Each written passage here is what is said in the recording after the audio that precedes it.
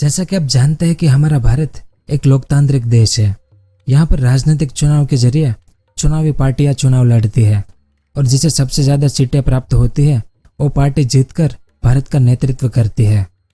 ऐसे में किसी भी राजनीतिक पार्टी के लिए उनका चुनाव प्रचार करना, विज्ञापनों के जरिए लोगों को जोड़ना और पार्टी के अन्य खर्चों के लिए चंदा इकट्ठा करना बहुत ही महत्वपूर्ण होता है, क्योंकि जिस राजनीतिक पार्टी के पास सबसे अधिक चंदा होता है वो पार्टी अधिक प्रचार कर पाती है, जिसका फायदा उसे चुनाव के समय होता है। अब वर्तमान समय में भारत के केंद्र में बीजेपी की सरकार है और हाल ही में भारतीय निर्वाचन आयोग के द्वारा 2022 में एक रिपोर्ट निकाली गई है। इस रिपोर्ट के अनुसार साल 2020-21 में भारत की सभी राजनीतिक पार्टियों को 633 करोड़ रुपए का कुल चंदा प्राप्त हुआ था, जिसमें से अकेली बीजेपी पार्टी को 477 करोड़ रुपए का चुनावी चंदा मिला था, जो कुल चंदे का 75% था। वहीं कांग्रेस पार्टी को मात्र 75 करोड़ रुपए का ही चंदा प्राप्त हुआ था। इसके अलावा चुनाव के संबंधित कार्यों पर ध्यान रखने वाली संस्था एसोसिएशन ऑफ डेमोक्रेटिक रिफॉर्म्स यानी एडीआर की रिपोर्ट में चुनावी चंदे के संबंधित चौंकाने वाले आंकड़े सामने आए हैं। इस रिपोर्ट के अनुसार बीजेपी को दुनिया की सबसे बड़ी पार्टी बताने के साथ ही सबसे अमीर पार्टी भी बताया गया है तथा बीजेपी को भारत की सबसे ताकतवर राजनीतिक पार्टी भी बताया गया है। लेकिन बीजेपी भारत की सबसे बड़ी और सबसे अमीर पार्टी कैसे बन गई? तो आज के इस वीडियो में हम इसी के बारे में विस्तार से जानेंगे कि बीजेपी पार्टी के पास कितनी संपत्ति मौजूद है, बीजेपी भारत की सबसे ताकतवर राजनीतिक पार्टी कैसे बन गई और बीजेपी का क्या इतिहास है और बीजेपी के पास डोनेशन के तौर पर इतना पैसा कहां से आया। वहीं बीजेपी के बाद कौन सी पार्टी सबसे अमीर है और कांग्रेस का इस लिस्ट में कौन सा नंबर आता है, वो सब और इसके अलावा और भी बहुत कुछ जानने को मिलेगा आपको इस वीडियो में। तो वीडियो के अंत तक हमारे साथ बने रहिए। तो सबसे पहले हम ये जान लेते हैं कि बीजेपी के पास कितनी संपत्ति मौजूद है और कितनी अमीर राजनीतिक पार्टी है ये। तो हाल ही में राजनीतिक पार्टियों के द्वारा भारत निर्वाचन आयोग को जमा कराए गए दस्तावेजों के अनुसार बीजेपी को 2206 दानदाताओं के जरिए 477 करोड़ का चंदा प्राप्त हुआ था। वहीं इंडियन नेशनल कांग्रेस यानी कांग्रेस पार्टी को 1059 दानदाताओं के जरिए 75 करोड़ का चंदा प्राप्त हुआ। वहीं पिछले साल 2019-20 की बात की जाए तो भी बीजेपी को 785.77 करोड़ रुपए का चंदा प्राप्त हुआ था, जबकि कांग्रेस को मात्र 136 करोड़ रुपए का ही चंदा प्राप्त हुआ था। लेकिन एसोसिएशन ऑफ डेमोक्रेटिक रिफॉर्म्स यानी एडीआर की रिपोर्ट के आंकड़े चौंकाने वाले हैं। इस रिपोर्ट में बीजेपी को भारत की सबसे अमीर पार्टी बताया गया है। इस रिपोर्ट के अनुसार वित्त वर्ष 2019-20 में बीजेपी की संपत्ति 4,846 करोड़ रुपए घोषित की गई थी, जो साल 2018-19 में मात्र 2,904 करोड़ ही थी। जबकि दूसरे स्थान पर कांग्रेस पार्टी ना होकर मायावती की बसपा पार्टी है। इस एडीआर की रिपोर्ट के मुताबिक पिछले वित्त वर्ष 2019-20 में बसपा की संपत्ति 698.33 करोड़ रुपए थी, जबकि साल 2018-19 में बसपा की संपत्ति 738 करोड़ रुपए थी। वहीं तीसरे स्थान पर कांग्रेस पार्टी आती है और इस पार्टी की साल 2018 में संपत्ति 928 करोड़ रुपए थी, जो गिरकर साल 2019-20 में मात्र 588 करोड़ रुपए ही रह गई है। यानी लगभग सभी पार्टियों की कुल संपत्ति में गिरावट देखने को मिली है, जबकि बीजेपी एकमात्र ऐसी पार्टी है जिसकी कुल संपत्ति में गिरावट ना होकर 2 गुना से अधिक की बढ़ोतरी देखी गई है। वहीं इस रिपोर्ट में यह भी बताया गया है कि साल 2013-14 में बीजेपी पार्टी के पास कुल संपत्ति 780 करोड़ रुपए तो कांग्रेस पार्टी की कुल संपत्ति 767 करोड़ रुपए थी। यानी लगभग दोनों पार्टी की संपत्तियां बराबर थी। लेकिन वर्तमान समय में इन दोनों पार्टियों की संपत्ति में काफी अंतर आ चुका है।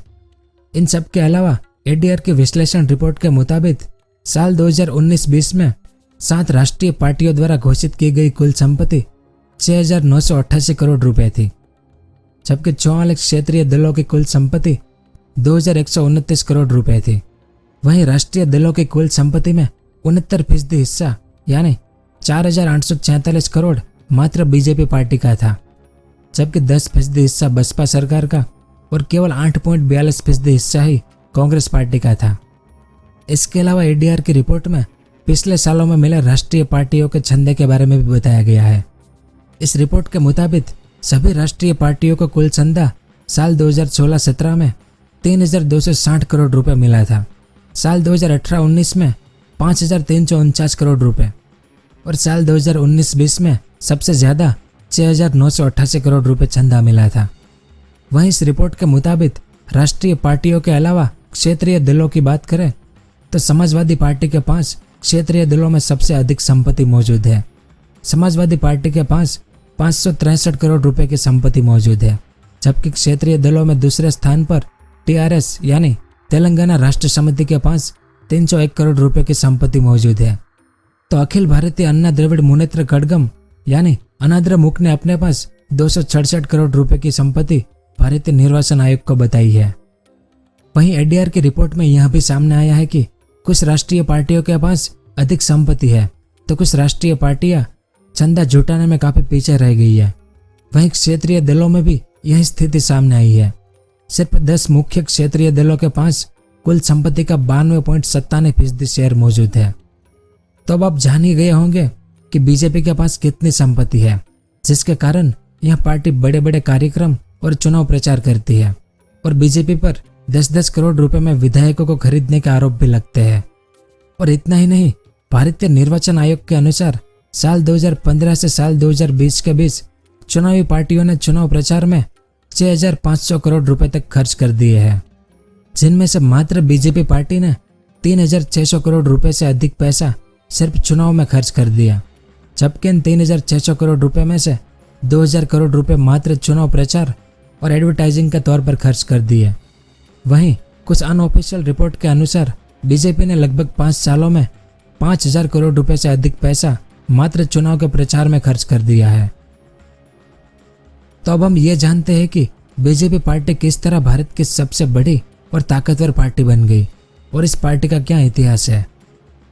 तो भारतीय जनता पार्टी की नींव श्याम प्रसाद मुखर्जी ने 21 अक्टूबर 1951 में भारतीय जनसंघ के रूप में रखी थी।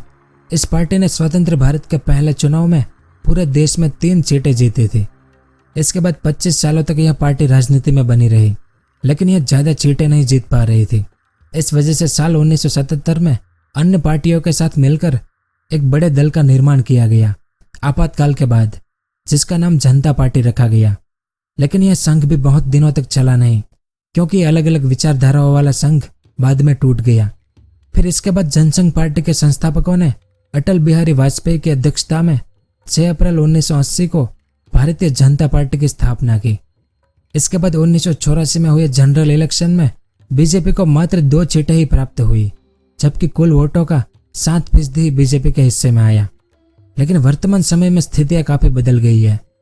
आज बीजेपी पार्टी के पास 303 सांसदों का बहुमत मौजूद है और यह देश दुनिया की सबसे बड़ी राजनीतिक पार्टी होने का खिताब भी अपने पास ही रखती है। बीजेपी ने साल 2015 में पार्टी के रजिस्टर्ड मेंबर्स के आंकड़ों ने कम्युनिस्ट पार्टी ऑफ चाइना को भी पीछे छोड़ दिया था।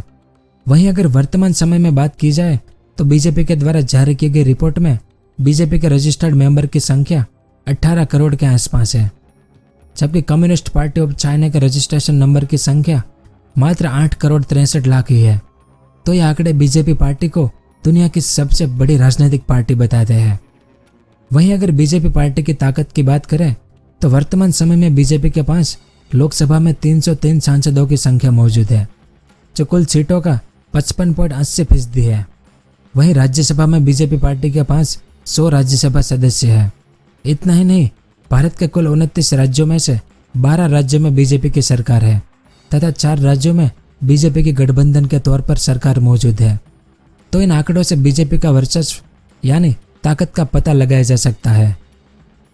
और आखिर में ये भी जान लेते हैं कि बीजेपी के पास डोनेशन के तौर पर इतना पैसा कहाँ से आता है। तो किसी भी पार्टी के लिए उनके कार्यकर्ता और सदस्य उस पार्टी को इसीलिए पैसों का डोनेशन करते हैं क्योंकि उस पार्टी की विचारधारा उन लोगों से मिलती जुलती है जो उन्हें डोनेशन करते हैं। और पार्टी के सदस्य अपनी पार्टी से यह उम्मीद रखते हैं कि जब उस पार्टी की सरकार सत्ता में आती है तो वो पार्टी उन सदस्यों के निजी कामों को आगे रखेगी। वहीं बीजेपी के पास 18 करोड़ से अधिक सदस्य मौजूद है, जिसमें से अधिक सरकारी कर्मचारी और व्यापारी है जो बीजेपी को निजी लाभ के लिए ज़्यादा से ज़्यादा पैसों को डोनेट करते हैं। और इतना ही नहीं, बड़े बड़े कॉरपोरेट हाउस और बिजनेसमैन भी पार्टियों को इसलिए डोनेट करते हैं ताकि सरकार उनका व्यापार में अधिक लाभ प्राप्ति वाले नियम लागू करे। और बीजेपी पार्टी पर बड़े बड़े कॉरपोरेट हाउसों को लाभ पहुंचाने के आरोप कई सालों से लगते आए हैं। जैसे इन कामों में बीजेपी पार्टी ने एनवायरमेंट इम्पैक्ट असेसमेंट के नियमों में किए गए परिवर्तन या केंद्रीय बजट 2021-22 में नेशनल मोनेटाइजेशन पाइपलाइन यानी वो एसेट जिन्हें सरकार बेचकर रकम जुटाएगी जैसे कई काम है। लेकिन विपक्ष के अनुसार ये काम बीजेपी बड़े बड़े कॉरपोरेट हाउस को फायदा पहुंचाने के लिए लागू कर रही है। विपक्ष के मुताबिक बड़े बड़े कॉरपोरेट हाउसों के कारण ही बीजेपी के पास इतना चंदा आता है, लेकिन इन सबको साबित करने के लिए विपक्ष के पास कोई सबूत नहीं है। वहीं प्रधानमंत्री मोदी की लोकप्रियता भी बीजेपी को चंदा दिलाने का सबसे बड़ा कारण है। इस वजह से भी कई विदेशी भारतीय खुलकर नरेंद्र मोदी के नाम पर बीजेपी को चंदा देते हैं। और इतना ही नहीं, भारतीय निर्वाचन आयोग में यह भी मौजूद है कि डोनेशन करने वाले लोगों का नाम या कंपनी का नाम नहीं पूछा जाता है और न ही रिपोर्ट में इनका नाम जाहिर किया जाता है। इस कारण किसी भी कंपनी या व्यक्ति के द्वारा कितनी राशि दी जाती है ये पता नहीं लगाया जा सकता। लेकिन धीरे धीरे लोग समझदार बनते जा रहे हैं। इस कारण लोगों को पर्दे के पीछे क्या हो रहा है वो सब पता चलता रहता है। तो यह सब कुछ था इस वीडियो में। उम्मीद है आपको कुछ जानने को मिला होगा। अगर वीडियो पसंद आया हो तो इसे लाइक ज़रूर कीजिएगा। पूरा वीडियो देखने के लिए आपका बहुत बहुत धन्यवाद। अगर आपको इस तरह के इन्फॉर्मेटिव वीडियो देखना पसंद है तो हमारे इस चैनल को सब्सक्राइब करें और हमारी नई वीडियो सबसे पहले देखने के लिए इस बेल आइकन को भी जरूर दबाएं।